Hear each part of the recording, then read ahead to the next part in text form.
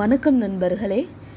இந்த வீடியோவில் மகாபாரதத்தை யார் எழுதினாங்க அப்படிங்கிறத பார்க்கலாம். இது போன்ற தகவல்களை தொடர்ந்து பார்க்கறதுக்கு நம்ம சேனலை சப்ஸ்கிரைப் பண்ணுங்கள். வேதங்கள் 4ஐயும் உருவாக்குனதுனால தான் வியாசர் வேதவியாசர்னு அழைக்கப்படுறாரு. இவர் தான் மகாபாரதத்தை லட்ச ஸ்லோகங்கள் கொண்டு ஏற்றிருக்காரு.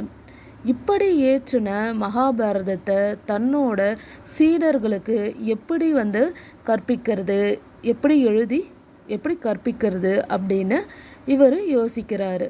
அப்போது பிரம்மதேவரை நினச்சி தவம் செய்கிறாரு. இவர் முன்னாடி தோன்றின பிரம்மதேவர் வியாசருக்கு அருள்பாலித்து, நீ விநாயகரை பூஜை செய்ய, விநாயகர் உனக்கு அருள்பாலிப்பாருன்னு சொல்லி மறைகிறாரு. பிரம்மதேவர் கூறின மாதிரியே வியாசர் விநாயகரை முறைப்படி பூஜிக்கிறாரு. இவர் முன் தோன்றின விநாயகர்கிட்ட வியாசர், நீங்கள் தான் எனக்கு மகாபாரதத்தை எழுதி கொடுக்கணும் அப்படின்னு கேட்குறாரு. சரின்னு விநாயகரும் மகாபாரதத்தை முழுதாக எழுதி கொடுக்கறதுக்கு சம்மதிக்கிறாரு. ஆமாங்க, மகாபாரதத்தை எழுதியவர் விநாயகர் தான். இயற்றினவர் வியாசராக இருந்தாலும் தன்னோட கைப்பட எழுதினவர் விநாயகர் தான்.